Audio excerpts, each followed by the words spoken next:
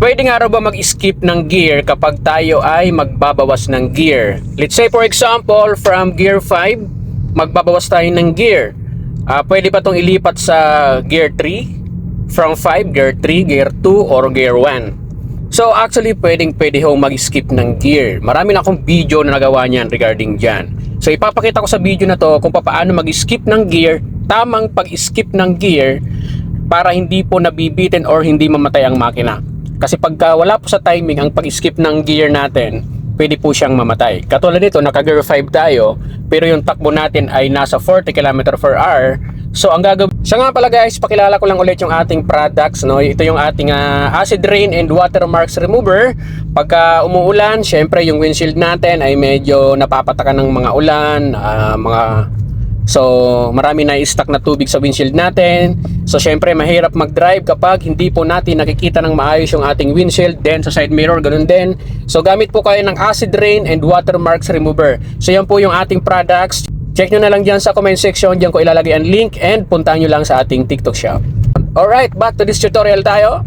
Tingin ko dyan, clutch down, then lipat sa gear 3. Yan, then bitaw nung clutch gradual, then gas. So yun po ang tamang pag-skip ng gear. Hindi na ako dumaan ng 4 kasi mabagal na po yung takbo natin. So ganun po ang pag-skip ng gear. Kunwari ngayon naka 3 tayo ngayon. So pwede ko ba siyang ilipat ng gear 2? Pwede ho, as long as na mabagal ang takbo natin. Pero since hindi naman tayo bumabagal, stick pa rin tayo sa gear 3. So pag open katulad nito, so pwede tayong bumalik sa 4. So dagdag lang tayo ng speed, at least mga 50 above. Ayan, clutch down, then gear 4. Then bitaw nung clutch, then dagdag ng konting gas. So ganyan po ang tamang pag-skip ng gear, no, kung magbabawas kayo. So naka gear 4 tayo ngayon. Pwede ko ba siyang ilipat papunta sa gear 2? Hindi na ako mag-gear 3? Pwede ho. As long as na bumagal po ang kotse nyo. Halimbawa, ayan, may motor sa unahan natin. Syempre, mag-slow down ka. Dahil baka mamaya, yung motor na yon ay tumigil or lumiko. Or may mga tao, syempre, babagal tayo. Papagalin natin siya konti. Pag bumagsak yung speed natin, sabihin natin mga 30 below or 20 below. Ayan, bumagsak yung speed natin ng ganito kabagal mga kaibigan.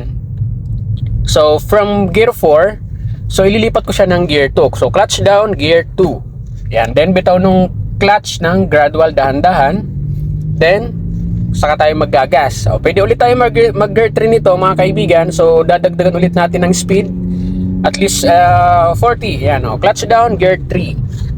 Yan. So ganyan po ang tamang pag-skip ng mga gear kung magbabawas. So hopefully nakatulong po sa inyo ang video na to, lalong-lalo doon sa mga beginners, sa mga new drivers at sa mga nag-uumpisa pa lamang mag-aral mag-drive. That's it. Bye-bye.